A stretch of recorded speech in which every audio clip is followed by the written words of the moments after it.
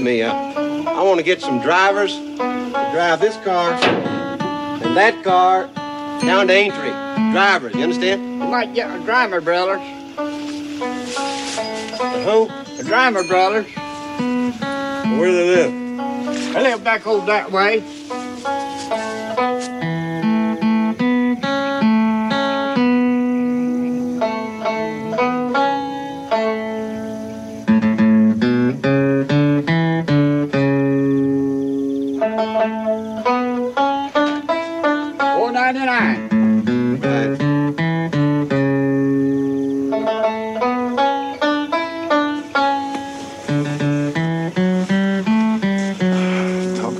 Genetic deficiencies. Yeah. Isn't that I pitiful? want to get some drivers. Who's picking the banjo drive here? this car and that car down to Aintree. Drivers, you understand? You might get a driver, brother. Who? A driver, brother.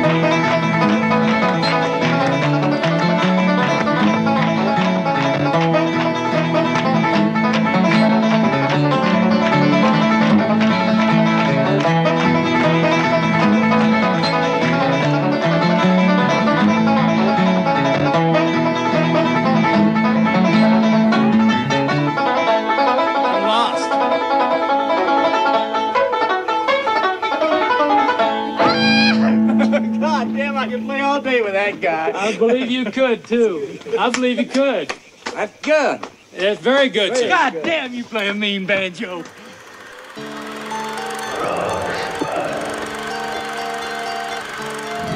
I'm sorry, Dave. I'm afraid I can't do that. Je vais lui faire une offre qu'il ne pourra pas refuser. Can she be late for her cinema show? Antoine Doinel, Antoine Doinel, Antoine Doinel, Antoine Doinel, Antoine Doinel, Antoine. Le monde se divise en deux catégories. Ceux qui ont un pistolet chargé et ceux qui creusent. Toi, tu creuses. Parlez-vous, con de mime! Je suis un homme. Ah, personne n'est parfait. J'aime l'odeur du napalm au petit matin. Vous avez de la pâte? Vous avez du sucre? Alors avec la pâte, vous faites une crêpe puis vous mettez du sucre dessus? La mère suce des queues en enfer. And I am the best film director in the world.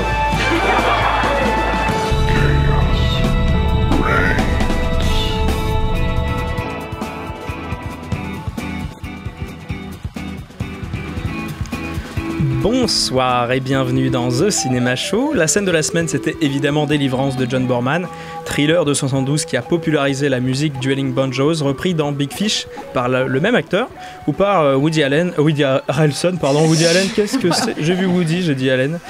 Woody Harrelson dans Bienvenue à Zombieland, et tu avais trouvé ça, Antoine, bravo. Bravo. Merci. Et oui, pour notre émission du jour, nous avons une belle équipe, Justin, Mia, Gaël, Simon et Antoine. Bonsoir à vous. Bonsoir. Et la vidéo est assurée par Amélie. Ensemble, nous reviendrons donc sur 3 longs métrages: Retour à Zombieland de Ruben Fleischer, Dr. Sleep de Mike Flanagan, la suite de Shining, Un monde plus grand de Fabienne Berthaud, et du coup on aura aussi le quiz de Marie présenté par Gaël. Mais avant tout ça, on débute par les news de la semaine. Now, Buffalo's #1 news team. Good evening and welcome to Eyewitness News at 6. I'm Susan Ortega. And I'm Evan Baxter, and here's what's making news. Alors, l'actualité au programme cette semaine, Adèle Haenel balance son port, les Césars choisissent son public et une nouvelle saga en préparation et aussi des nouvelles têtes, un nouveau mercato on va dire. Alors on commence par Adèle Haenel donc, qui a brisé le silence en dévoilant qu'entre 2001 et 2003, donc de ses 13 à 15 ans, le réalisateur Christophe Ruggia aurait fait des attouchements à l'actrice.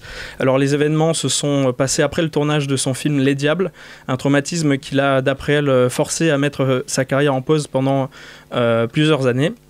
Alors elle a dit « Je me suis sentie si sale à l'époque, j'avais tellement honte, je ne pouvais pas en parler à personne, je pensais que c'était de ma faute. » La parole de Adèle Haenel a été appuyée par 30 témoignages de l'équipe technique du film tout de même.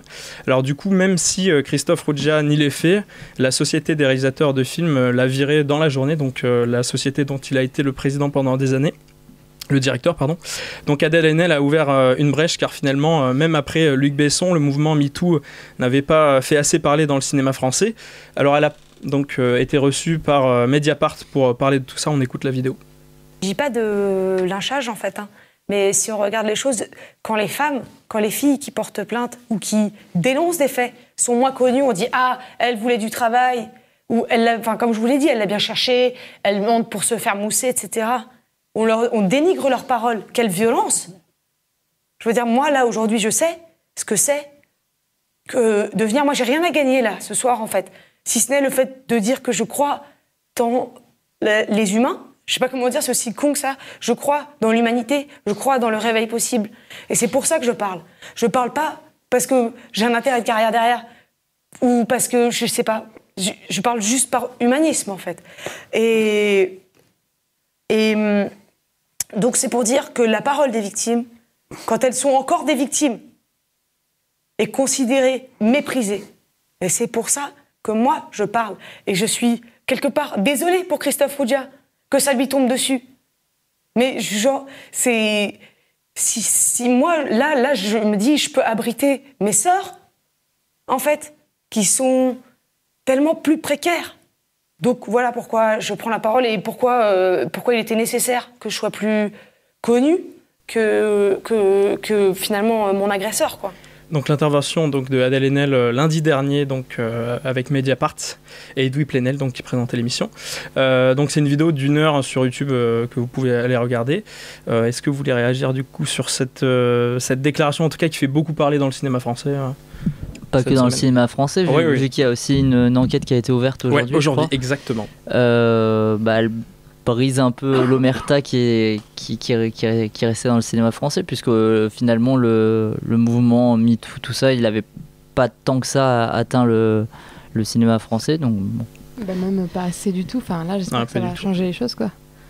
Ça serait bien. J'ai l'impression qu'au moins les autres célébrités...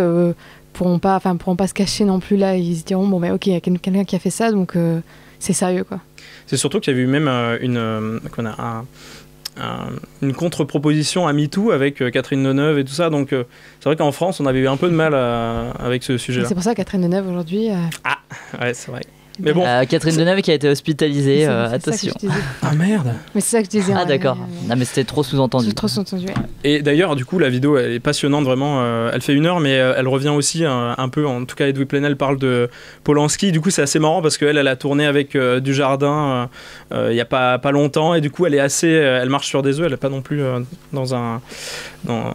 elle critique pas totalement, en tout cas, les gens qui ont harcelé les femmes. Donc c'est vrai que c'est pas non plus quelque chose, donc elle se mouille pas énormément non plus. Donc c'est vrai que c'est assez intéressant de regarder ça. Pas d'autres réactions sur le sujet? Non. Très bien, pas grand chose à dire. On va rester dans le cinéma français, un cinéma qu'on adore. Alors les Césars ont voulu changer les choses, donc avec le César du public qui a été modifié après 2 ans d'existence tout de même. Alors maintenant le prix ne sera pas pour le film qui a le mieux marché, mais il sera voté entre les 5 plus gros succès français au box-office de l'année. Et donc ce sera les professionnels qui vont le voter.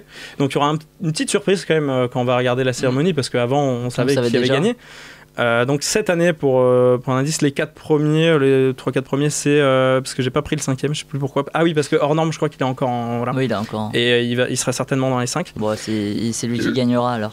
Je sais pas, parce que le premier, c'est Qu'est-ce qu'on a encore fait au bon Dieu. Ah oui.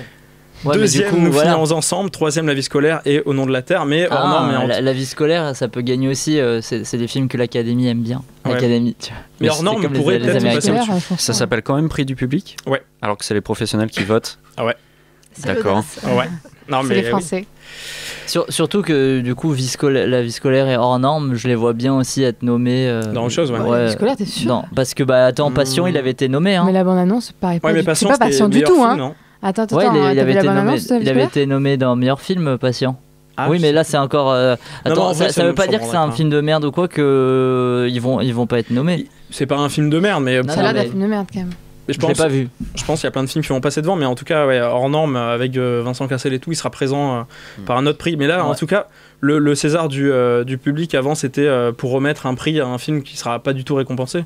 Mais j'ai un peu peur que ce soit encore. Qu'est-ce qu'on a encore fait je suis pas sûr. Mais je pense qu'ils ont dû se rendre compte que finalement, ça avait pas marché leur tentative de mettre un prix du public pour refaire venir un peu de gens regarder la cérémonie, parce que c'est vraiment pour ça aussi qu'il l'avait mis. C'est pour laisser de la place aussi aux comédie populaire et comme ça n'a pas fonctionné non plus, puisque ces dernières années l'audience elle n'est pas remontée, ils reviennent un petit peu en arrière et ils raccordent du crédit du coup à un vote des professionnels.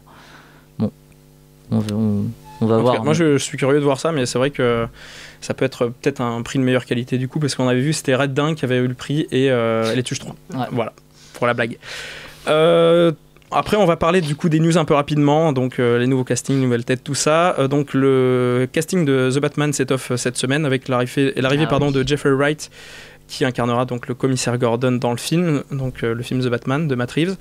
Et la rumeur, enfin en tout cas j'ai pas vu d'annonce concrète sur Andy Serkis et Colin Farrell dans les rôles de Alfred Pennyworth et du Pingouin. Voilà. Donc un petit casting sympatoche. Alors comme on parlait de Jeffrey Wright, la saga dans laquelle il a joué Hunger Games, donc annonce entre guillemets on va dire un préquel.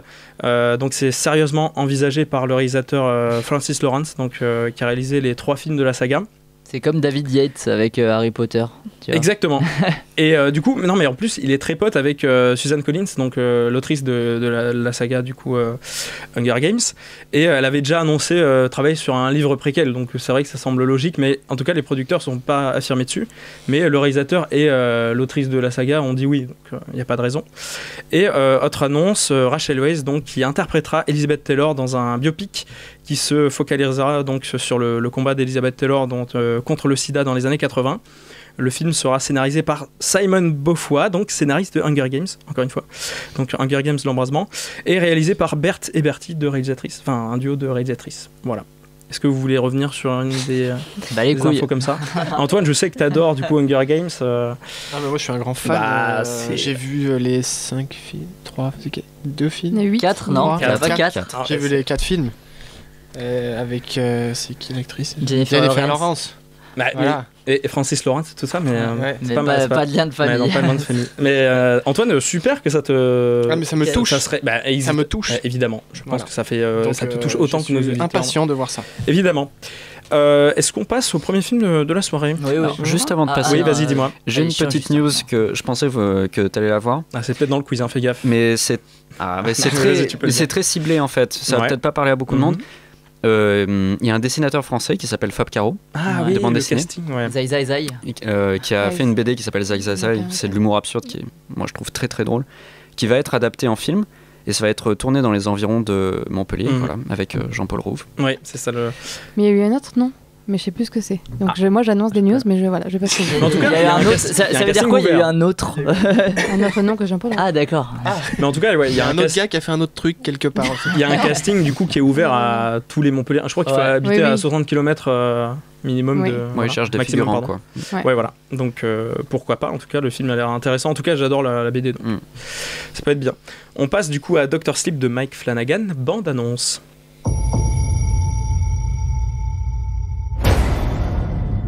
When I was a kid, there was a place. A dark place. They closed it down and let it rot. but the things that live there. Hello, Danny. They come back.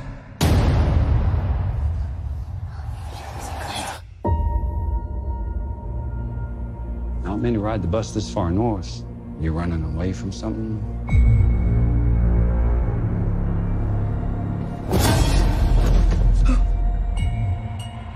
I'm running away from myself, I guess.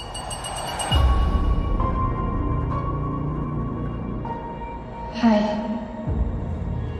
You can hear me. You're magic. Like me. I don't know about magic. I always called it the Shining.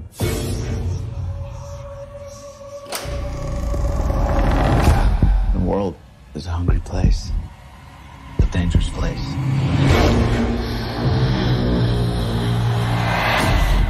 These people, they hurt people like us. These empty devils, they'll eat what shines. And they've noticed that little girl. Well, hi there. Get out of my head! Get out! I haven't felt power like that in so long. They're coming. Where are we going? There's a place.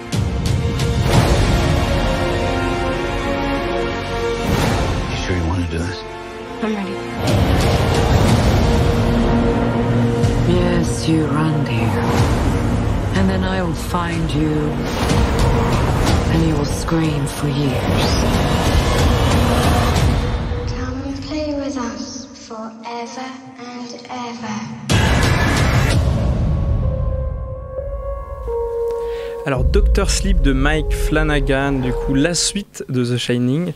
Combien de temps après? 40 ans du coup 80, je crois, le premier. Donc, 80 ans 39. Après. 39, oui, quasiment 40 ans.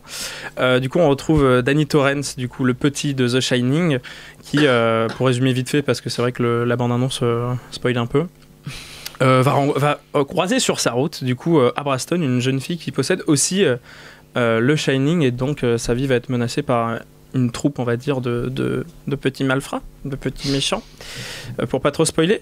Donc c'est un film avec Ewan McGregor forcément dans le rôle principal de Danny forcément, Torrance. comme si c'était logique d'avoir. Bah non, c'est le rôle principal, il est sur l'affiche. Oui, non, forcément. Rebecca Ferguson aussi sur l'affiche, et Jacob Tremblay aussi pour les noms les plus connus, en tout cas l'actrice la plus jeune. Jacob Tremblay qui sert à rien du coup. Oui, c'est vrai. Ça m'a surpris.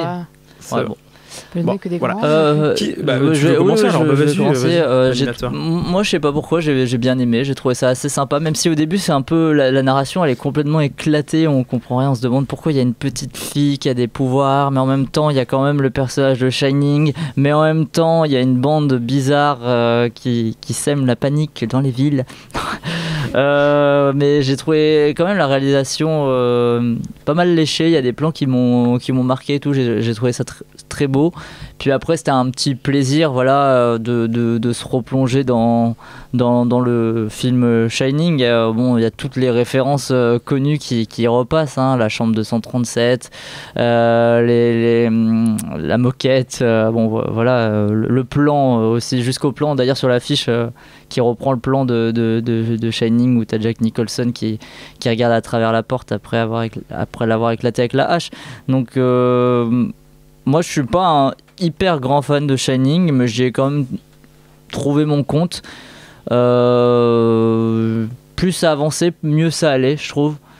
Il y a le film qui fait 2h30 du coup. Ouais, il fait 2h30 le si film. Si tu l'as détesté au début, au bout de 2h30, t'as ouais, mais tu vois, comme en plus le début, c'est pas forcément évident du coup de rentrer dedans, parce que ouais, on commence dans les années 80, après on va en 2011, puis après on va en 2019. Il y a plein d'ellipses comme ça. Sûrement que le livre devait être aussi assez lourd à adapter.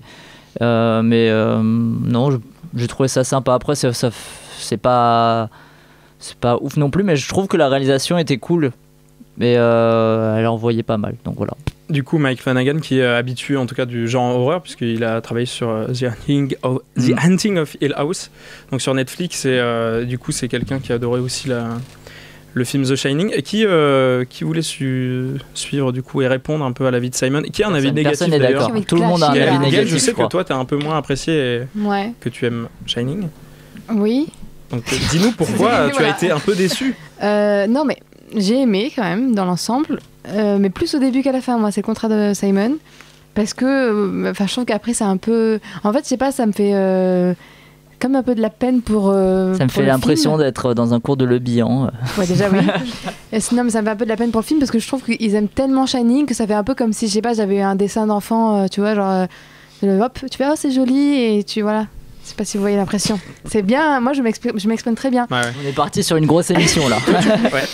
Non, mais du genre un peu, genre il essaie de reproduire un truc, tu vois, naïvement un peu.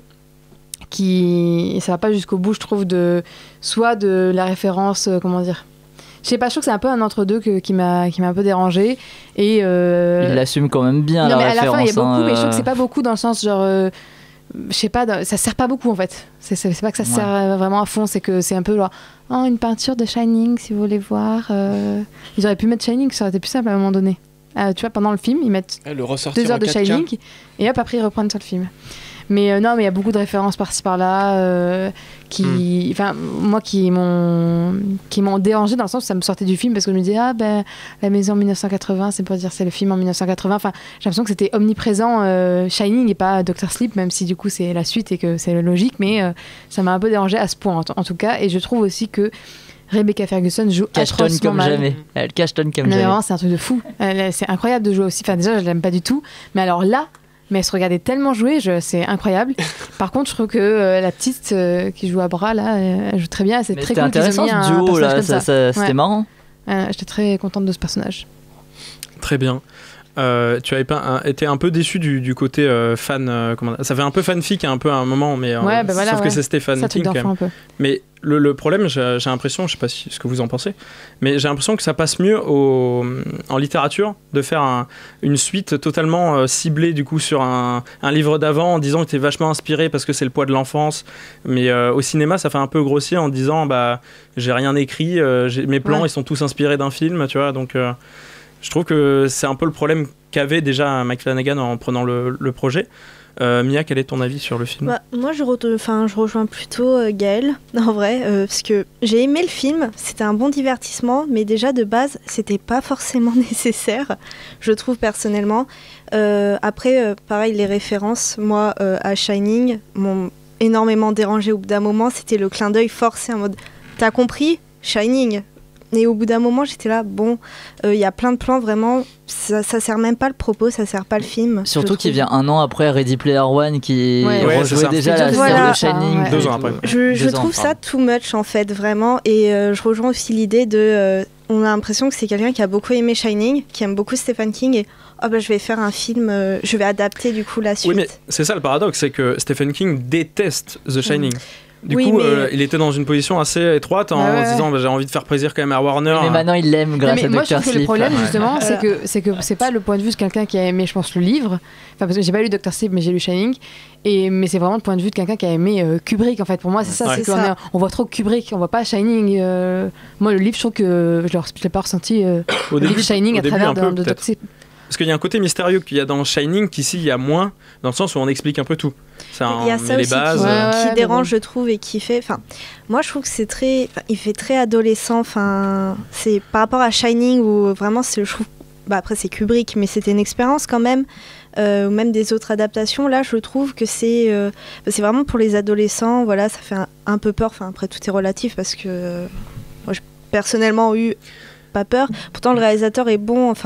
Rien que le début du film, ça reprend des scènes qu'il y a dans sa série Netflix, justement. Il y a exactement le même plan. Le plan avec la porte et les pieds. Il y a la même chose dans sa série. Donc, j'étais là. On reconnaît quand même la patte du réalisateur. Mais pourtant, c'est... Voilà, moi, j'étais... Puis la réalisation, il y avait des plans qui piquaient les yeux.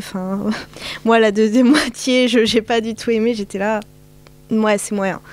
Honnêtement. Après, j'ai bien aimé, c'était un bon divertissement, mais je pense qu'il faudrait qu'on se calme en fait sur les adaptations de King. Il n'est pas forcément adaptable en fait. Ou pas sous ce format-là. Pour s'en rendre compte, mais non, mais je trouve ça trop en fait. Le truc, c'est que toi, par exemple, si tu aimes bien Shining parce que c'est pas une vision un peu adolescente, un peu plus mature, Stephen King, c'est quelqu'un qui a une vision un peu plus entre l'enfance et quand même quelque chose de plus mature. Là, le film prend plutôt l'angle de Danny, c'est logique, sauf que The Shining, le film de Kubrick ne parle pas du tout de Danny. Oui. Mais c'est le style de Stephen King en tout cas qui est respecté. On voit bien dans le livre que c'est beaucoup plus sur Danny que dans le film. Mais là, je trouve que quand même, c'était pas assez. Enfin, c'était sur Danny, mais ça se voit qu'il y a vraiment Kubrick qui est omniprésent, quoi. C'est plus que Danny. Enfin, c'est Kubrick, tu vois, le personnage principal. C'est beau. Non, c'est triste un peu. C'est triste. Ah oui, juste j'avais oublié de dire, ça ressemble beaucoup à Twilight. Voilà, pour ceux qui pensent en ça aussi. C'est pour ça que ça fait adolescent du coup. Oui, sûrement. C'est peut-être ça, mais moi j'avais vraiment ce sentiment. Et aussi quelque chose qui m'a dérangé, c'est, je vais pas spoiler, mais les références, le choix des acteurs, enfin. Ouais. Je pense qu'on voit de quoi je parle. Où moi j'étais c'est pas possible. C'est juste pas possible. J'aurais pas voulu qu'on me montre ça. C'est. Tu veux dire C'était gâché quoi. Gâché. Ah mais de loin ça passait, de près j'étais là waouh.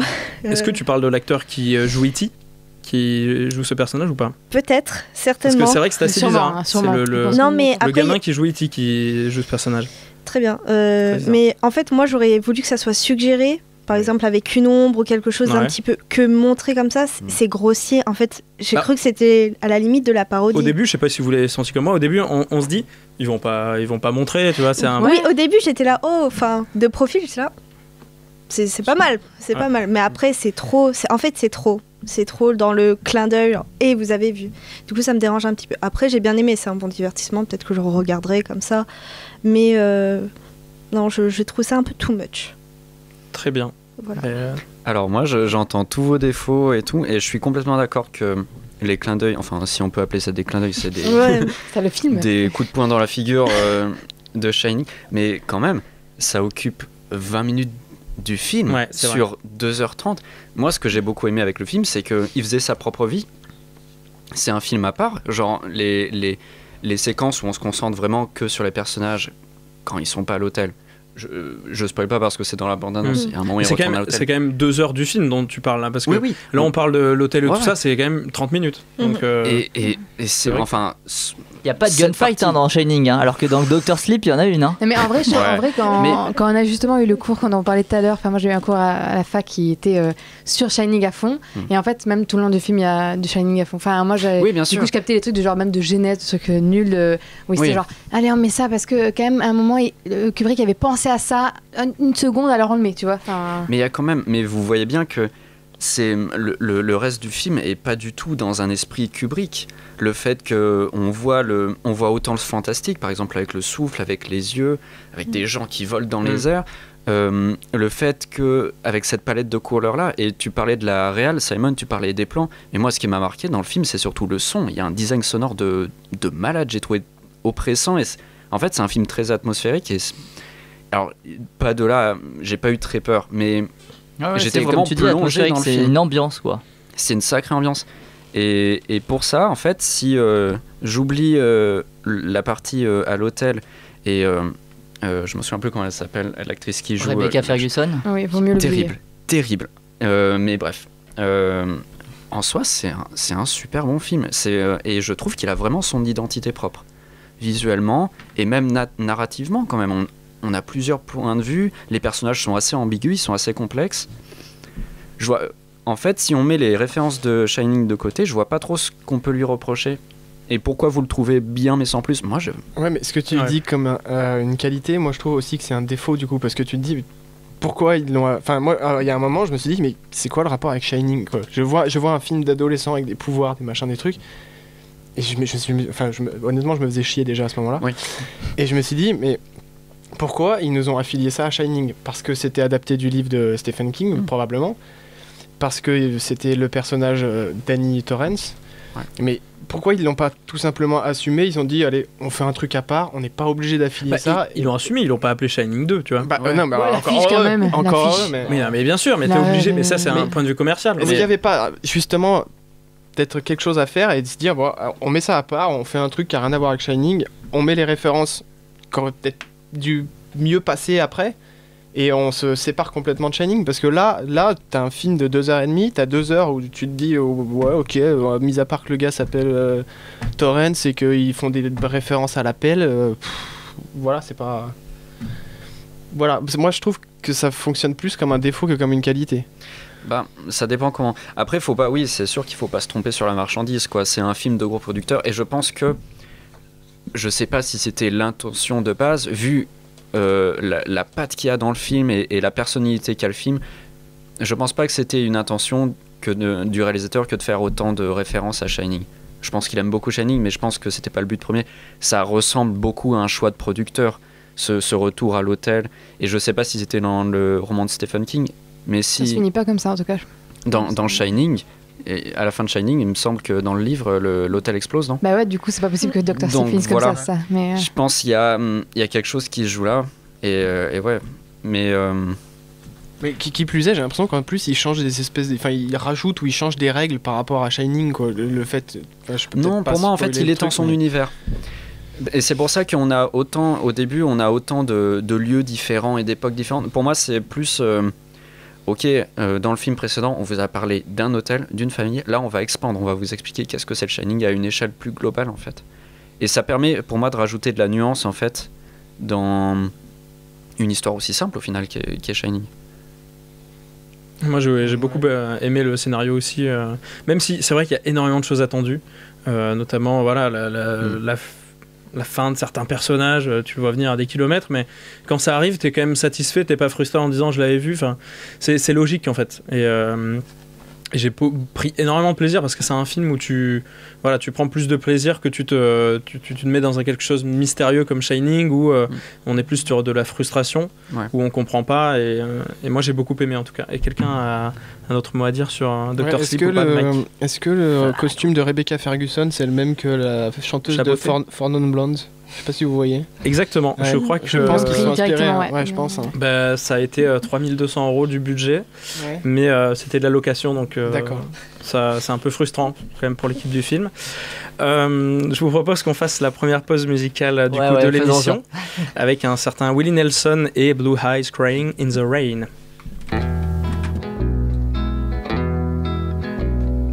In twilight glow I see blue eyes crying in the rain. When we kissed goodbye and parted, I knew we'd never meet again. Love is like a dying ember, and only memories remain.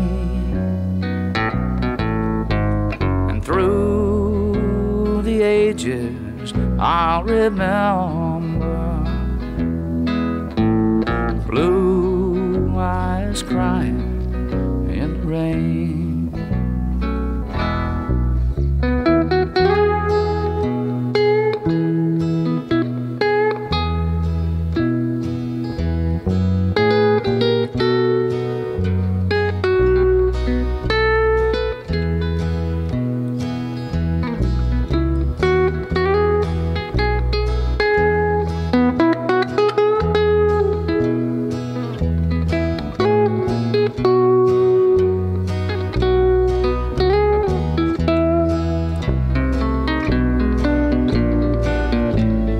Someday when we meet up yonder,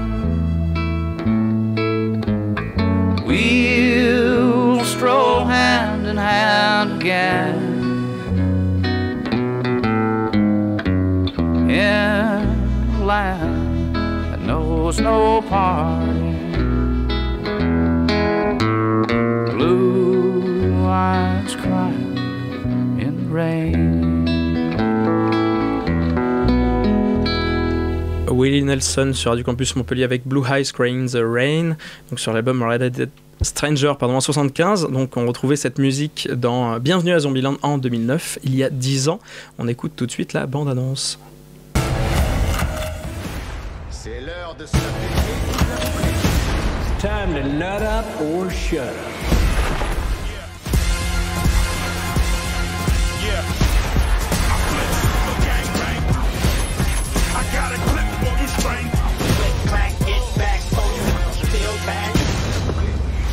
Time to nut up or shut up. Welcome to Zombieland. Life is about more than just survival. We were a family. Dysfunctional, sure, but what family isn't? Oh, God. Hey, Possum Ape. Sorry, just you in that chair. I think I would have made a damn fine president. You would have brought a real dignity to the office. Whoa! Oh my God, I'm so sorry. Hi, I'm Columbus. Madison. This is Tallahassee. Is this your dad? Can I see? Yeah.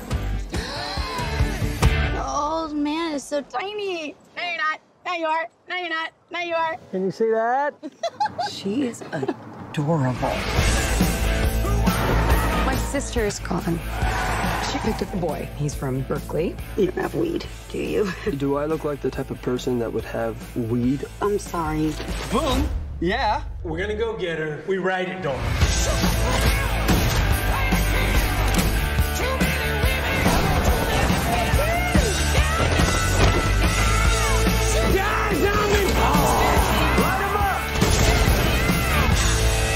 Retour à Zombieland de Ruben Fletcher, et non Bienvenue à Zombieland, mais quelle idée, quelle idée.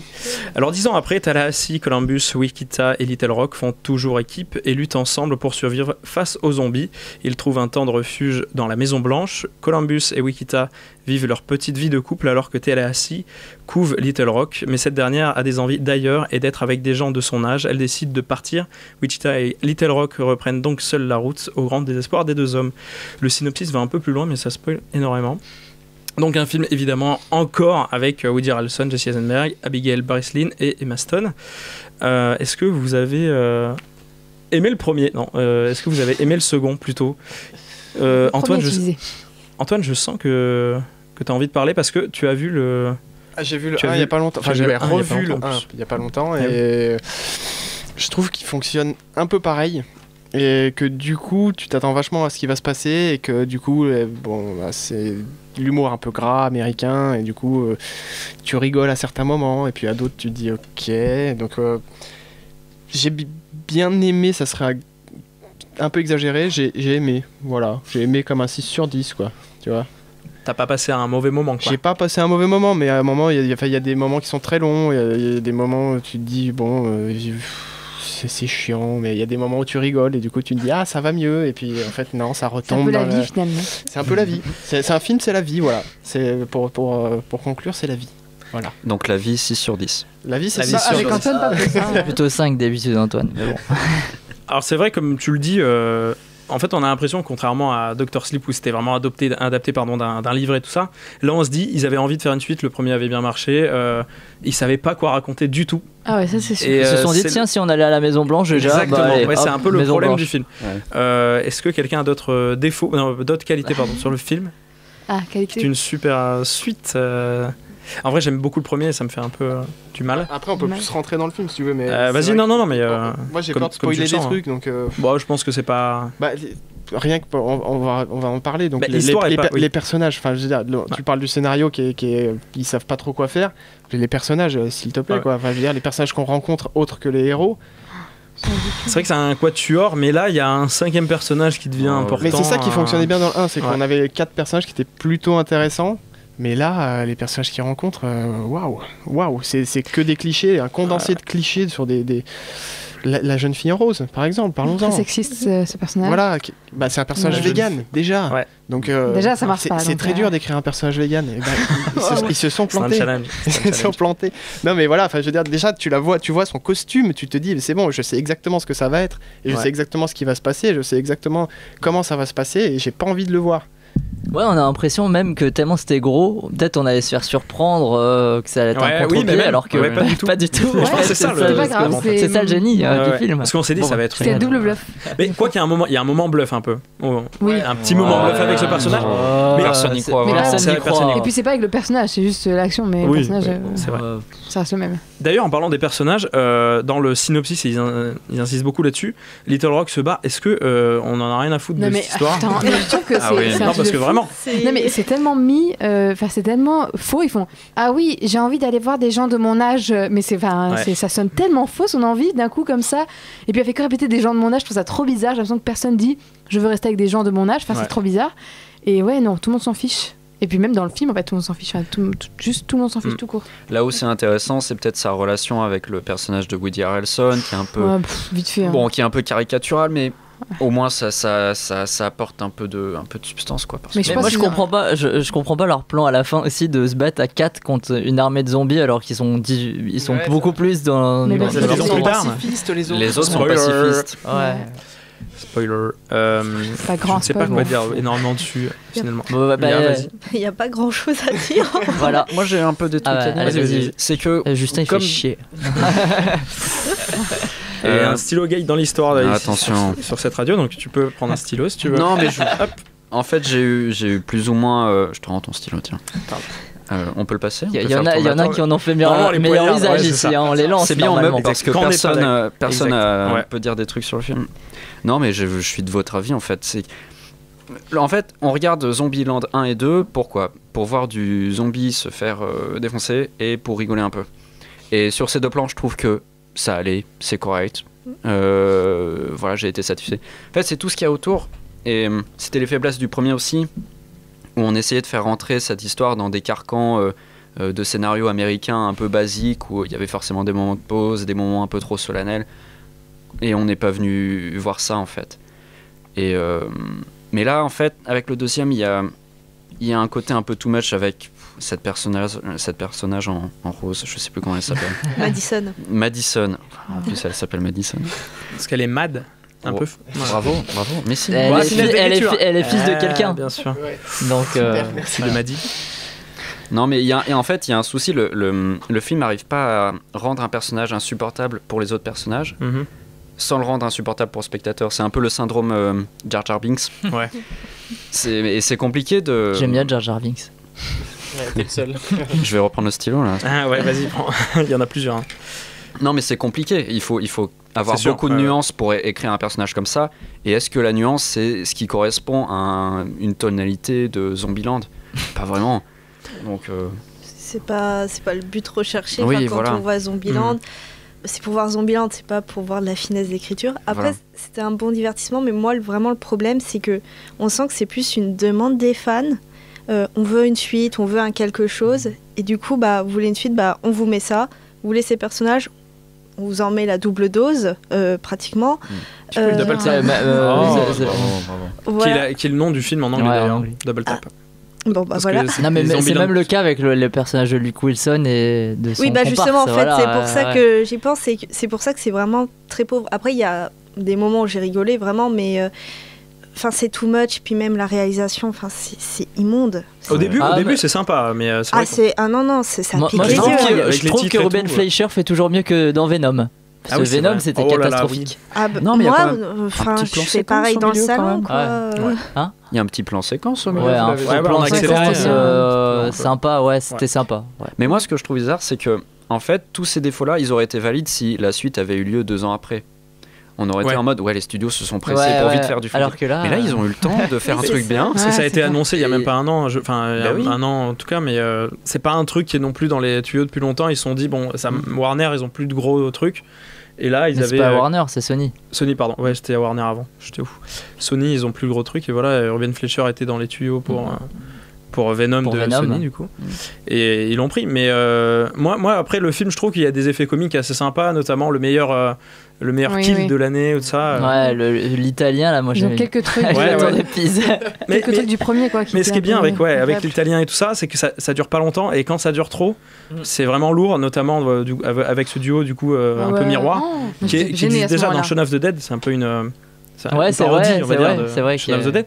Et ça dure trop longtemps. Dans Shaun of the Dead, c'est un plan qui dure 10 secondes, voilà. Ouais, mais c'est parce qu'ils avaient Luke Wilson, du coup ils se sont dit il faut l'utiliser à fond. C'est vrai. Et pas tout le monde a la chance d'avoir Luke Wilson. Il y a un sacré casting quand même. Il y a que Wes Anderson d'habitude, c'est ça. Voilà. Moi j'ai Elvis aussi, enfin, je trouve que c'était hyper long sur ça. Enfin, moi j'étais hyper gênée pour eux en fait. Je me disais, oh non, on dirait que ça tombe du ciel aussi, que Woody Harrelson est fan d'Elvis. Ouais, parce que c'est un peu le truc avec Bill Murray dans le premier, et d'ailleurs, on peut en parler. Non, n'en parlons pas. On peut pas en parler. De Bill Murray. Ouais. Non, n'en parle pas. Non, mais c'était drôle. Enfin, mais en tout cas, voilà, on conseille si il a joué dans 2 films de zombies cette année. Effectivement. C'est quoi le deuxième? The Dead Don't Die. Dead Don't Die. C'était mieux The Dead Don't Die. Et il jouait dans Garfield aussi, non? Le 3, ouais. Mais là, il est sur 4ème. Une boule de poil, en fait, Sony va produire le 4ème. Tu peux nous une boule de poil pour voir si t'es aussi fort? Ça dépend, il y avait une je le fais pas mal. Attends, chacun va le faire. Voilà. Il y a le match. Est-ce qu'on passerait pas au 3e film de la soirée finalement? Bah si. Oui, c'est mieux. Et donc, on s'écoute la bande-annonce d'Un monde plus grand de Fabienne Berthaud. Tu te souviens de cette série de docu sur la spiritualité à travers le monde? Il nous faudra des ambiances, genre religieux, musique locale. Ça va te faire du bien ce voyage. On verra. Il dit que tu es triste. Tu as dû avoir un gros problème dans ta vie avant d'arriver ici. Les chamans peuvent communiquer avec les morts. Oui.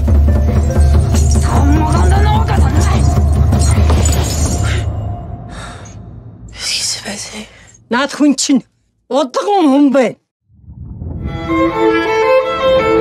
pense que j'ai des pouvoirs. Des pouvoirs magiques. Tu dois maintenant apprendre à t'en servir. Je sais pas ce que vous me racontez. Fait flipper ces bonnes femmes. Je viens de perdre mon mari, c'est déjà assez dur comme ça, non? T'as pas le choix. C'est ton destin. Tu crois pas que tu devrais quand même aller consulter, voir un médecin? Écoutez, si à chaque fois que vous entendez du tambour, vous vous prenez pour un loup, il y a quand même un petit problème, vous croyez pas? Et c'était Paul qui m'appelait. Peut-être qu'ils ont raison, les chamans. Peut-être que j'ai accès à un autre monde, pourquoi pas? Il repart pas en Mongolie pour faire avancer la science. Ça dérange qui? Moi, ça me dérange. Tes pouvoirs grandissent. T'es en train de devenir complètement taré, tu te rends même pas compte. J'essaie juste d'aller mieux, Louise. Qu'est-ce que j'ai à perdre? Pas un peu de ma gueule, votre grand-mère? Juste avant de mourir, on s'est juré qu'on se reverrait.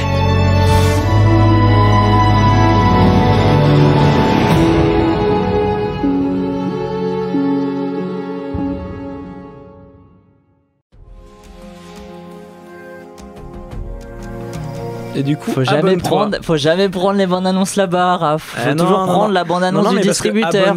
Abonne-toi à la chaîne de Radio Campus et de Cinéma Show, évidemment. Ah, c'était tout à fait voulu. Un monde plus grand de Fabienne Berthaud, parti en Mongolie chez des éleveurs de rennes pour enregistrer des chants traditionnels. Corinne pensait pouvoir surmonter la mort de Paul, son grand amour. Mais sa rencontre avec la chamane Oyun bouleverse son voyage. Elle lui annonce qu'elle a reçu un don rare et doit être formée aux traditions chamaniques. Alors c'est un film dans lequel on retrouve dans le rôle principal Cécile de France, et Ludivine Seigné aussi qui l'accompagne. Il y a aussi Arié Woltalter qui joue dans ce film. Il y a une question. Oui, exactement. Oui. Merci. Voilà. Donc c'est le film français de la semaine, on va dire. Et réalisé par une femme. Réalisé par une femme aussi. Est-ce que ce film vous a touché et qui veut commencer sur un monde plus grand? Justin, vas-y. Moi, je veux bien commencer. Parce que j'avais beaucoup d'a priori avec le film, parce que la bande-annonce le vend très mal comme une espèce de drama. Puis en plus, un peu de tire-larme. Donc... Et en plus, c'est marqué abonne-toi à la fin. C'est vraiment très mal fait. Putassieux. Et en fait, au final, ça a été une bonne surprise parce que c'est plus un film de rite initiatique. Et en fait, on passe beaucoup de temps à découvrir la culture chamanique de Mongolie. Ou du Tibet? Non. En Mongolie. De Mongolie. Et au final, le film n'était pas du tout ce à quoi je m'attendais. Il y avait beaucoup d'idées de mise en scène aussi. Des parties pris esthétiques assez bizarres, assez inattendues, avec le son aussi. Bon, ce qui est un peu normal vu. Parce que l'héroïne est ingénieure du son. Et au final, c'était une très bonne surprise pour moi. Voilà, j'ai pas grand-chose à dire d'autre après, parce que c'est un film un peu qui se découvre en le regardant. C'est vrai ce que tu dis sur le son, parce que dans le montage même je le sentais, c'est-à-dire qu'on entendait les voix de ceux qui parlaient avant qu'on les voit à l'écran, donc c'est vrai que c'était important dans le montage. Gaëlle, qu'as-tu pensé du film ? Déjà pareil pour le son, je me suis dit c'est un travail hyper précis et c'était cool. Et moi aussi pareil, j'avais pas spécialement envie de le voir. Heureusement j'avais pas vu la bande-annonce, peut-être que je serais pas allée le voir sinon. Mais même le titre, enfin l'affiche me donnait pas spécialement envie. Et finalement, super bonne surprise. Il était hyper touchant, hyper subtil. La mise en scène, elle est je trouve, très travaillée aussi. Le montage. Ouais, je trouve que c'est hyper intéressant de voir comment ça se passe. On se demande à quel point c'est documentaire ou pas. Enfin, s'inspire en tout cas du livre qu'a écrit le personnage principal, quoi. Mais ça fait très, il y a un côté très documentaire, mais pas dans le sens. T'es quand même dans une fiction et t'es quand même très maintenu là-dedans. Mais tu pars à la découverte d'autres choses et c'est super intéressant. Et j'ai vu même que d'ailleurs elle avait cadré la réalisatrice elle-même aussi, donc je trouve ça super intéressant de voir ça. Enfin, ça se voit qu'elle était très investie dans le film et qu'elle a dû avoir de belles discussions avec Corinne pour. Il y avait personne d'autre qui voulait le faire, du coup elle a dû le faire elle-même. Aussi, mais juste, on la sentait investie à fond et du coup ça a bien confirmé ça quand j'ai vu son nom. Et aussi le film n'est pas que émouvant. Moi je l'ai trouvé aussi très angoissant et enfin les séances de chamaniques sont très impressionnantes. Puis il y a une scène dans la forêt aussi qui m'a fait plus flipper que quasiment tout Dr. Sleep. Mais d'ailleurs les sons aussi étaient pris de Corinne aussi. C'était des vrais sons qu'elle avait pris en documentaire. Ouais. Non mais non, là c'était la réalisatrice tout à l'heure. La réalisatrice avait cadré des parties de son film et les sons c'était les vrais sons qu'avait pris Corinne qui était ingénieure la stagiaire du son, du coup qui est le personnage, quoi. Enfin, tout est mêlé, c'est beau. Sinon que pensez-vous du coup de la prestation de Cécile de France ? Parce que moi je trouve que c'est en demi-teinte, parce qu'il y a des moments où je me dis je suis pas convaincu, et il y a des moments où vraiment je trouve qu'elle perce un peu. Sur l'échelle de Rebecca Ferguson, vous l'avez sur l'échelle de Rebecca Ferguson à Emma Stone. Rebecca Ferguson, voilà. Mais moi je trouve qu'elle était très bien, c'est juste que évidemment ça reste. C'est son jeu, je trouve qu'elle elle sort pas non plus un truc où tu te dis ah ouais c'est vraiment mis dans la peau du personnage, mais ça m'a pas dérangé en tout cas là. Elle joue un peu neutrement, je sais pas comment dire, mais il y a un côté neutre dans toutes ces phrases. On dirait qu'elle dit des phrases comme ça, mais ça marche, je trouve. Enfin. Moi, oui, je l'ai trouvée un peu absente par moment. Mais après, c'est le personnage qui veut ça, parce qu'elle est censée être dans une période de deuil, donc c'est vrai que c'est pas trop quoi en penser. Ouais, c'est compliqué. Après, je trouvais que je la sentais plus vraie dans les scènes plus intenses, quand elle est émue, quand elle est en transe, ou quand t'as l'impression qu'elle est à la limite de la folie. Il y a un jeu intéressant aussi, on se demande à certains moments si on devrait la croire, en fait, si on devrait... Le film laisse assez bien le public juger de ça. Qu'elle a le Shining ou pas. Oui. Ouais, c'est ça. Très bien. Moi après, c'est vrai que j'aime bien dans ces histoires... c'est des histoires vraies, quand on a les images un peu à la fin, et j'avais pas l'impression de trouver un peu la même ambiance, c'est-à-dire que quand Cécile de France y est, t'as l'impression que c'est un peu plus dur d'y être, ce qui est certainement vrai pour une occidentale. Ouais. Et alors que sur les images, on a l'impression qu'elle après c'est des photos. Mais ça fait un peu, je trouve le film, du coup ça fait un peu Karate Kid, l'initiation. Oui, c'est ça. Toi, tu nous trouves des comparaisons ce soir. Non, mais c'est vrai qu'après réflexion, elles sont pas mal. Parce que l'initiation, elle ressemble un peu, je trouve. Ouais. Effectivement, c'est un peu le Karate Kid français. Ça donne peut-être plus envie d'aller voir là, non ? Un monde plus grand, ouais. Exactement. Donc, un film qu'on recommande, ou pas, tout à l'heure, si on recommande évidemment. On va pas faire le top tout de suite, puisqu'on va essayer d'aller vite et on va faire le quiz. Waouh. Exactement. Jingle. The game is on.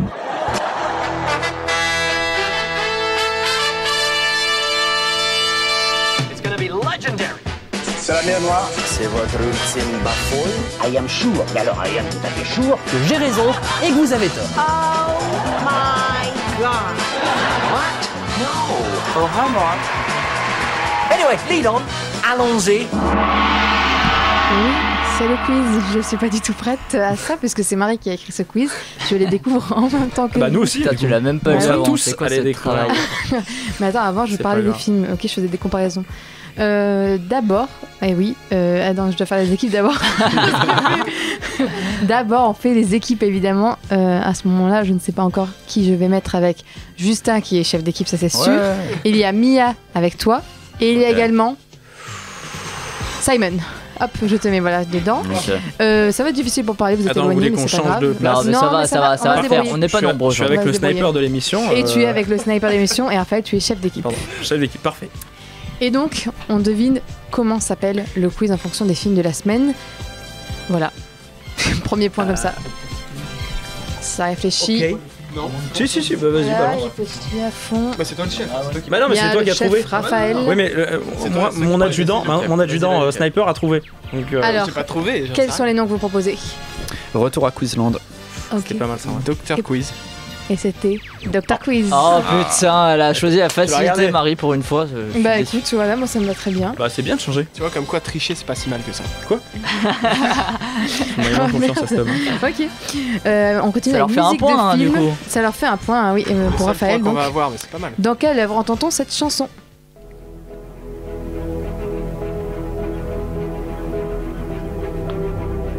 Attends, j'essaye de trouver Big avec Fish.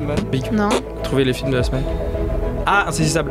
Oui. Ah, Oh, putain. Ah. Bravo. Yes. De Louis Leterrier qui réunit deux des acteurs de Retour à Zombieland, Jesse Eisenberg Oui, c'est et vrai. Woody, pas Allen, mais Harrelson. Harrelson, D'ailleurs, qu'on le aime- troisième volet on aime- devrait on sortir aime- en on 2020. préfère. Qu'on préfère largement. Et donc, un deuxième point pour l'équipe de Raphaël. Saisissable, c'est Marc Ruffalo tout ça là. C'est ça, Marc. Exact. Ah, Marc Voilà, je voulais Ruffalo. placer Marc Ruffalo ce soir. Tu l'as fait. On t'embrasse bien fort Marc. En or ou en bois, donc quelles sont les réponses vraies ou fausses? Bon, je sais pas ce que je dis. Parmi ces propositions.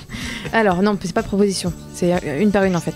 Colin Farrell est actuellement en négociation pour interpréter le rôle du pingouin dans le Batman de Matt Reeves. Ah bah. Bah, c'est difficile là. Bah en vrai, Ah bah c'est Comme- l'autre rôle. C'est ça.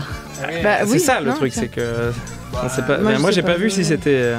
Enfin, en plus, ce qui était dit tout à l'heure, je sais Bon, qu'il y à avait un mon rapport, avis, mais on bon. dit en or. Ouais. Quand même. Hein. Ouais, je dirais vrai aussi. En or. Ça se dit partout en or et c'est en or. Rien n'est encore officiel puisqu'il n'a pas donné sa réponse, mais ce qui est sûr, c'est que ce serait bien différent du pingouin original de Danny DeVito. À suivre. Quelques Donc centimètres. un point de plus pour Raphaël qui a 3 points et l'équipe de Justin qui a 1 point. Dans le film Un monde plus grand, tous les personnages sont interprétés par des comédiens à l'exception de la couturière qui confectionne le costume de chaman, qui est la vraie couturière qui n'a connu Corinne Sombrin. Vrai C'était la ou question. faux Tu peux répéter. Dans le film Un monde plus grand, Il y a tous que les des personnages sont comédiens, sauf interprétés un par des personnage. comédiens, à l'exception de la couturière qui confectionne le costume de chaman, qui est la vraie couturière qu'a connue Corinne Sombrin. Moi je dirais les autres. C'est pas forcément bizarre, je trouvais ça bizarre d'embaucher. Enfin, je pense qu'il y aurait plus de gens Donc en issus de bois, la vraie tu dirais. histoire. Je sais Ouais, que Marie fait en bois. une bonne réponse, une mauvaise, une bonne, une mauvaise. Bon, donc je pense en que bois. ça Ouais, va. mais des fois, ouais, Ok. c'est vrai que ça. C'est donc pour vous en bois et En- pour vous C'est toi, Raphaël En bois, pareil. En bois pareil Ouais, bah Eh ben sans non. doute. Eh ben c'est en bois Oh, effectivement. parfait. Bah, Pour le coup, Donc c'est la bien pro- une la prochaine est comédienne bonne. ou du moins pas la vraie personne. Par contre, oh purée, elle a mis un nom. Naran Segdash, l'interprète, oui, sûr que c'est- et Steven Loreis, le neurologue, jouent leur propre rôle. Ah, je me disais, le neurologue, il joue mal. Ben voilà, c'est ma réponse à cette info. Je me dis, c'est très bizarre. Donc, un point de plus pour Raphaël qui a 4 points, et Justin, 2 points. Alors, Bob Iger, Ouais. et Iger, Ah le ouais, patron de ouais. Disney, a J'aime bien, elle me regarde. Oui, c'est bon. Tu a peux le dire. Je le réenchéri connais personnellement. c'est pour ça. à propos, oui, après les propos de Martin Scorsese sur les films de super-héros, en insinuant que le réalisateur était malhonnête. C'est possible. Ouais. C'est pas étonnant. J'en ai aucune idée là, vas-y. Raph, En or. Bah, fais-toi moi je plaisir. dirais non parce qu'en vrai c'est un peu méchant. Dites vrai, Justin? Ouais. Je trouve qu'il est plus paisible que ça. Je dirais faux. Eh bien, c'était vrai, désolé Raphaël. 1 sur 2, je t'ai dit à chaque fois, 1 sur 2. En effet, même s'il reconnaît que, je cite, Scorsese est un réalisateur Ah bah. phénoménal, il a largement J'ai vu insinué qu'il n'avait certainement pas vu les films, qu'il critiquait, qu'il parlait sans savoir. Petit tacle. Alors, un point de Simon, plus t'as pas pour répondu. l'équipe de Justin. si, ce qui on a fait répondu. trois Ouais, mais points toi, pour oui. Justin et 4 Enfin, eux, oui, pour y a pas de Raphaël. problème. Je suis avec Justin. Ouais, c'est ça. Je lui ai Ouais, fait c'est signe. ça. Je lui ai fait signe comme Ah, ça. j'ai pas vu. Ah ouais Ah bah je Ah, vais j'ai pas vu, vous le j'ai pas montrer. tout, hein. donc- Non, mais maintenant je donc- regarde tes pouces, hein, donc, attention, parce que les ça- stylos, ça les pouces, t'arrange. tout ça, c'est important dans cette émission. C'est pour ça qu'il y a une vidéo. Qui a dit J'ai lu le scénario avec énormément d'attention et je me suis dit que tout ce que je n'ai pas dans la version de Kubrick était racheté ici. Mike Flanagan. Stephen Flanagan, King. Stephen oui. King. Putain. a réussi à prendre mon je l'ai roman dit, et d'une je certaine l'ai dit manière à à le l'oreille de souder Simon. parfaitement au Shining de j'ai- Kubrick. J'ai beaucoup Attends, vous aimé. êtes pas dans la même équipe, les gars? Ah putain, je croyais que Non, j'étais mais l'équipe il de Simon. rigole, il rigole. Ah, Du coup, c'est ça. un point de plus pour l'équipe de Justin, donc ça fait 4 à 4. Je vais laisser égaliser pour. Stephen King a expliqué dans une interview que le Dr. Sleep de Mike Flanagan rachetait totalement Shining, qu'il n'avait pas tellement apprécié à l'époque, comme on disait tout à l'heure. Une autre citation, puisqu'il n'y avait que 3 en or ou en bois. Ah oui, c'est- ah bon, vous on aviez n'avait pas remarqué, Bien hein. capté. Je connais très bien le film, je connais très bien le réalisateur, ma productrice Emma Cécile de France. Chillinger-Koskoff l'a produit. J'y ai beaucoup pensé pendant les 4 dernières années, puis j'ai décidé que je n'aurais pas le temps pour ça. Je ne me suis pas engagée Martin pour des... Scorsese. Oui, raison personnelle, Oh mais je là connais là. très bien Joker. le Ah oui, film. pour Joker, ouais. Il a une réelle énergie, et puis Joaquin, c'est un travail remarquable. Donc Martin Scorsese qui explique pourquoi il a renoncé à réaliser Joker. Donc un point de plus pour l'équipe de Justin qui a Star 5 Wars dans points. les oreilles depuis tout à l'heure, je suis pas me concentrer. Ah, mais tu peux baisser le son. Et hein. maintenant, la Sherlock Holmes, donc question de rapidité à 3 points, on n'oublie pas. Sur un Christophe crime, Roger, entre merde. guillemets. Alors, j'ai rembarré un journaliste qui a insinué que la scénariste du prochain James Bond... Ah, Daniel Craig. Oui. Oh putain. Mourir peut attendre, Phoebe Waller-Bridge avait été engagée seulement parce qu'elle était une fan. Ouais, ouais. Daniel Craig, en pleine promotion du film à couteau tiré, le journaliste a insinué cette bêtise en interview, ce qui n'a pas plu à l'interprète de 007 qui lui a répondu « Je vois bien où vous voulez en venir, mais je ne veux pas avoir avec cette conversation, j'imagine. Je sais ce que vous essayez de faire. peut-être. Oui, bah, Ouais. je sais pas, on n'est pas... ce que vous essayez de faire, mais vous avez tort, c'est absolument faux. C'est une scénariste totalement géniale, l'une des meilleures d'Angleterre, voilà qui est dit. Waouh, encore un tacle. Et 3 Daniel. points Daniel Craig. pour l'équipe l'équipe c'est un de peu tard, Justin, ce qui fait 8 points. Vous avez pas pour marqué l'équipe- depuis longtemps oui, là? l'équipe de Justin Ah, et mais je vais Raphaël, aller Tu, là-bas. 4 tu points. réponds qui a dit bonjour Jay et toi tu sais déjà qui c'est. Oui, c'est Voilà. ça, le mec, il connaît Faut suivre les actus. Mais je savais ça. Je Oui, savais mais tout, dites-vous les qu'il a deux. pas de vie hein, en attendant, il est c'est tout le vrai. temps sur son portable. Tous les matins, la matinale de 8h à 9h sur Radio Campus Montpellier. C'est Alors, de la concurrence. maintenant on passe au quiz spécial, les suites que l'on n'attendait plus. Oh, bah oui, Oh, évidemment. bah Évidemment. Ah oui. Et on commence Bien directement joué, avec Marie. une réplique, un film.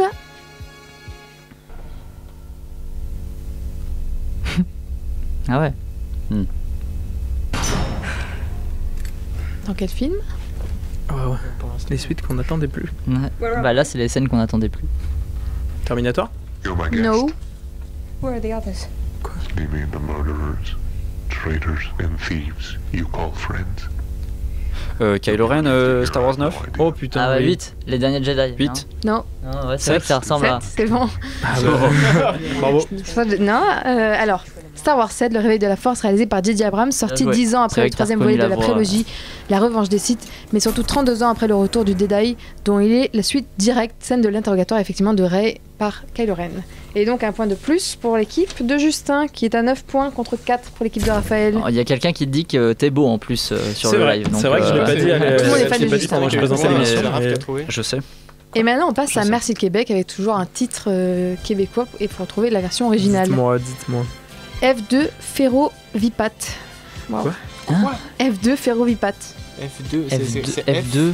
F2 F2. C'est Comme un F, appartement. Fast and deux. Furious 2 là, non. Non. Et non, Too Fast, Too Ferrovipat Furious. finalement, comme le Ferrovipat. Ferrovipat, vous savez. 2 R si ça vous aide, je sais pas si ça vous aide. Ferroviaire, c'est un truc avec un train. Ferrovipat. Je sais pas. Speed. Le pire, c'est qu'il n'y aura pas d'explication à ça, je vous le dis. Ah ouais. Moi, je comprends pas. C'est un truc de vaisseau. C'est un non film. Est-ce que tu peux donner d'autres Allez, indices peut-être indice. par rapport au film F2 sert plus que Ferrovipat, par exemple. F2, donc c'est un film qui commence par F. Force 2. Non, Freddy 2. il y a un côté, bah, regardez, Ah. là, c'est comme une lettre et un chiffre. Des Ah ouais. chiffres et des lettres. Le Oui, film. c'est ça. Trainspotting 2, genre. Ah ouais, c'est ça. Ah bon Quoi Non, mais voilà, c'était ça. Ok. Non, parce que je sais Ah, que bah oui. Trainspotting s'appelle T2. Oui, mais c'était pour ça que j'insistais Ok, pour Ah, ça. ouais. F2, alors. La suite réalisée elle aussi Bah, par parce- Danny Boyle aura mis 21 ans à voir le jour. Bah Je oui, n'ai pas parce vu. que Trainspotting, ils le traduisent par Oui, Ferro. mais c'est quoi Non, mais j'avais bien Ah oui, compris c'est vrai, ça. c'est bizarre. Mais je comprends juste pas ce que c'est Ferrovipat. Ferrovipat. Peut-être que c'est un Bah, truc. c'est la traduction de Trainspotting. Peut-être en québécois. Ah, mais c'est vrai qu'il y a Ferro, Train en vrai. Hein. Bah oui, c'est ça. Ferroviaire. Non, non, Ferroviaire, mais ouais. oui. Ferroviaire. Ah ouais. Ah, moi j'avais pas compris que vous aviez pas compris. Désolé, moi je suis un petit peu Parce que au-dessus. tu connais le mot Ferrovipat. Ça fait mal. Non, mais j'ai C'est quoi, compris. ce stylo Attends, Train, Ferro. Bah, c'est bon, t'avais pas ok. le nom. Ouais, Le Fight, point pour Potting. Raphaël Ouais, avec super. 5 points du coup. Alors, pas tourné. Depuis le premier film de John Carpenter. Ah, John Carpenter. John Ouais, Carpenter. ouais, en fait, Mais Gaël, qu'est-ce qui se Charpentier. passe ce soir Mais je me Ouais, suis dit, québécois, peut-être qu'il y en a deux. John Charpentier. John Charpentier. C'est le Je vais dire à la québécois. française John Carpentier. La saga Halloween a vu de nombreuses suites et remakes. voir le jour. Ouais. Puis parmi ces réalisateurs, lequel n'a pas réalisé de film appartenant à la saga. Alors, Tommy Lee Wallace, Rob Zombie, Rick Rosenthal, John Singleton, Joe Chappelle. Et là, Chappelle, ça va être très français. Ils sont tous hyper connus, sauf Rob Zombie. Non, il y en a d'autres connus. Hein. Ah, vas-y, cite-moi un film. Attends, mais t'es pas avec lui? Tu veux que je te cite un film de Antoine John Singleton, par exemple? Avec Raphaël. Ouais. Alors, attends, Tommy Lee Wallace, Rob Zombie, Rick Rosenthal, John Singleton, Joe Chappelle. Joe Chappelle. Oui, non.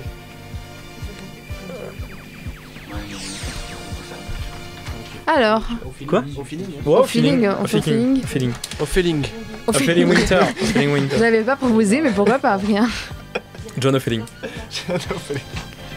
Donc, quel réalisateur n'a pas réalisé de film appartenant à la saga d'Halloween? Moi, j'ai vu aucun Halloween avec John Charpentier, donc je sais pas. Il fait la musique. Carpentier, par contre. On dit Carpentier. On dit le troisième gars.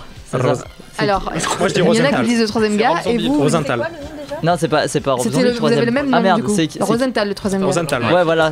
Ah bah pareil. Donc vous dites Rosenthal et vous dites Rosenthal. Ouais. Alors, Tommy Lee Wallace a réalisé Halloween 3, Le sang du sorcier. Bah ça évidemment, avec Rob la télé et Zombie, tout ça. Halloween 1 et 2 de sa nouvelle saga. Joe Chappelle, Halloween 6, La malédiction de Michael Myers. Bon. Et John Singleton, il en a fait un. Et Rick Rosenthal, Halloween 2, Halloween Merde. C'est un remake. C'est un remake Rob Zombie. John Singleton, lui, il a participé à une autre saga en réalisant Too Fast and Too Furious. Ouais, c'est ça. Le deuxième volet de la saga. Mais attends, il a pas fait. Oh putain, j'étais persuadé. Sorry to bother. D'accord, j'ai eu peur. C'est fini, vous avez toujours. Ça c'est dire des mots québécois. Non, mais parce qu'il y en a. C'est le seul que t'as affirmé. John Singleton, ouais. Parce que je sais qu'il y a un Halloween spécial noir. Entre guillemets, non mais vraiment ils ont fait ça et c'était John Singleton, je croyais que c'était John Singleton qui a réalisé. Spécial noir? Ouais, non mais genre avec des Afro-Américains je crois. Ah d'accord. C'est Edwin, il m'en parle tout le temps de ce film. Alors maintenant on passe du coup à la deuxième musique de film. Dans quelle œuvre peut-on entendre cette musique? Creed, non. Terminator, Genesis, j'en sais rien. 2, 3, 4. Terminator. Genesis 3, c'est bon, je l'ai dit. C'était Antoine. Ouais. Il a pas dit le sous-titre. Allez-y. Vous y arrivez? Non, vous y arrivez pas. Attends, Renaissance. Non. Genesis, c'est Dark Fate, truc du monde. Non. Le retour des robots. Non, mais c'est presque. Apocalypse. Non, c'était le soulèvement des machines. Ah oui, c'est ça. Mais je confonds toujours le titre québécois. L'équipe de Raphaël avec des le torse là. Et donc réalisé par Jonathan Mostow, sorti en 2003, soit 12 ans après le deuxième volet de la saga. Ah, tout de même. Tout de même. Et on passe déjà au Duel Time, ce qui va vous faire perdre ou gagner 5 points. Et l'équipe en tête est donc l'équipe de Justin. Donc Justin, c'est à toi seul de répondre à cette question. Et Antoine, et donc tu vas décider si tu choisis de faire sur le thème date ou date, je ne sais pas. Date, à toi de voir. Date ou date. Ou inconnu. On va prendre date ou date. Date ou date. Inconnu, ça ne donne aucune envie. Date ou date. Est-ce que c'est bien cette question? Oui. Parmi ces suites de films, et j'entends suite au sens large, puisque j'ai aussi mis un préquel. Là, je parle à la place de Marie, bien sûr. D'accord. Laquelle a mis le plus de temps à sortir? Non, mais ça sert à rien d'écrire, Simon, c'est pas toi, c'est juste. Je vais écrire juste les trucs. Merci, Simon. Jurassic World, Split, Rambo 5, Last Blood, Prometheus. Ok, donc c'est l'espace entre ce film-là et le premier de la saga? Je pense bien. Et j'entends le premier de la saga, attention. Le plus de temps à sortir, ouais. Oui, c'est bien ça. Non, attends, le premier ou pas? Attends. Ou la dernière suite. Et j'entends suite au sens large, puisque je dis. C'est pas précisé. Ah, c'est pas précisé, Marie, alors. C'est entre le dernier. Non, c'est entre le dernier. Entre le dernier. Entre le dernier et. D'accord. Alors, entre le dernier. Allez, rappelle-toi les derniers de chaque. Ah ouais. Ouais, non, mais c'est chaud quand même. Pas facile. Entre le dernier de chaque même film. Si en vrai. Donc, Jurassic World, Split, Rambo 5, Prometheus. J'aime bien ce que tu fais pour l'instant. Ouais, moi je suis pas d'accord. Mais normalement, tu dois pas commenter, Simon. Hein. Même jamais ce que tu fais. C'est nous, on a commenté, mais. Ouais, mais il a dit jamais ce que tu fais. Je vais dire. Ah oui, d'accord, ouais. Je vais dire Jurassic World. Ok. J'analyse cette petite réponse. Mais là, attends, inconnu, ça me donne vachement. Inconnu pour toi, Raphaël. Lequel de ces films n'a pas de suite? Ok. Dirty Dancing, Donnie Darko, La Mouche, Flashdance. Oh putain, c'est facile en vrai. Ils ont eu des suites, les autres.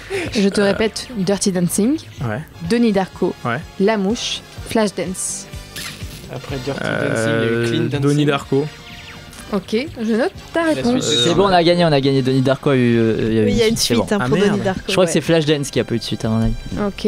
Ah merde, c'est quoi Eh bien, pour la première question. Moi, je sais pas s'il y a un ordre précis à faire, mais je vais faire la première question première. Tu as répondu Jurassic World. Alors, je vais commencer à l'envers. Prometheus, c'était 15 ans après Alien la Résurrection. Rambo 5 Last Blood, 11 ans après Rambo 4, dont le vrai titre est John Rambo. Waouh. Jurassic World, 14 ans après Jurassic Park 3. Tu as déjà perdu. Mais Split, c'était 17 ans après. Ah ouais, c'est vrai que c'est... Donc c'était Split. Et comme il est plus dans les esprits, tu vois... Est-ce que j'en ai 5 points? Oui. Ouais.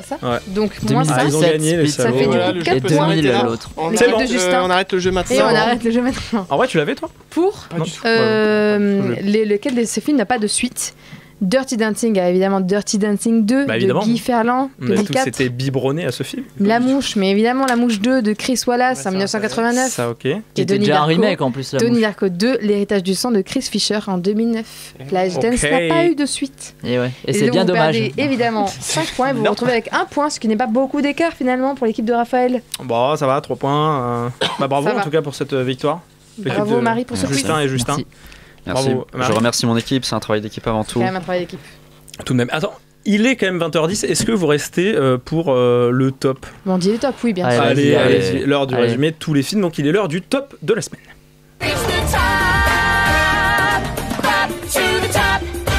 Du coup, on commence par le top 1 de chaque chroniqueur, puis on viendra sur donc le top 3 de l'équipe TCS.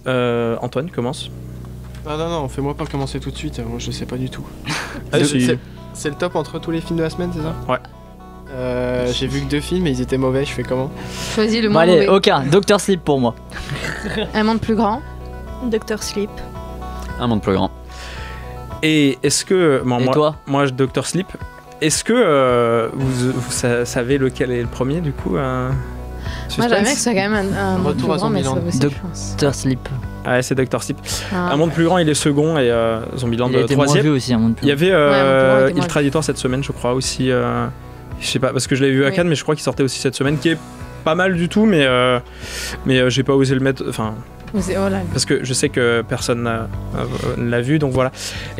Mais c'est plutôt pas mal. En fait, c'est un film qui est assez. Enfin, si vous êtes fan un peu de tout ce qui est mafia purement italienne et les parrains, tout ça, vous allez accrocher. Sinon, c'est un film assez classique. C'est vrai que s'il était sorti il y a 20 ans, t'aurais pas été surpris. La mise en scène est plutôt simple. Après, ce qui est bien, c'est que c'est une histoire vraie. Donc, si tu veux t'informer là-dessus et si tu veux voir aussi tout ce qui peut se faire, en tout cas, de plus réaliste. En ce qui est de la mafia italienne, c'est ce qu'il y a de mieux. Après, c'est vrai que si t'es pas du tout inspiré par ce genre de film mafieux et tout, ça va totalement te mettre à l'écart. Moi, une bonne partie du film où ça parle de trafic et aussi de parrain et tout ça, c'est un peu... je suis pas rentré dedans, mais sinon c'est un film sympa si on aime le sujet. On passe à la conclusion. En fait, vous êtes resté tout le long de l'émission, ouais. C'est beau. C'est beau. Ouais. Donc, si l'émission vous a plu, vous pouvez aussi nous suivre sur les réseaux sociaux et sur YouTube. Abonnez-vous. Évidemment. Abonne-toi. Abonne-toi, pardon. Ouais, c'est vrai qu'on est plutôt là-dedans. La semaine prochaine, donc, c'est William qui animera pour la première fois de sa vie. Donc, on a hâte. Qui sera là d'ailleurs, ici, autour de la table? Aucune idée. Personne, très bien. Vous deux, vous serez là. Parfait. Donc, avec J'ai perdu mon corps de Jamie Calpin, l'audition et La Belle Époque aussi, de Nicolas Bedos. L'audition, c'est qui? On n'a pas eu le droit à la réalisatrice. L'audition, c'est Ina Veis. Voilà. Pourquoi? Merci. Non, mais parce que t'as dit les oui, noms mais de parce tout le que monde sauf elle. Je sais pas, je crois que tu voulais en parler. Non, mais ok, c'était sexiste, tu le dis, Raph. Bah, allez, moi, on finit sur cette belle touche. Moi, voilà, tout ce que j'aime, c'est le sexisme. Ok, d'accord. Voilà, donc je voulais en parler parce que c'est vrai que depuis Adèle Haenel et tout, ouais, je comprends. j'ai cru que c'était pas très bien.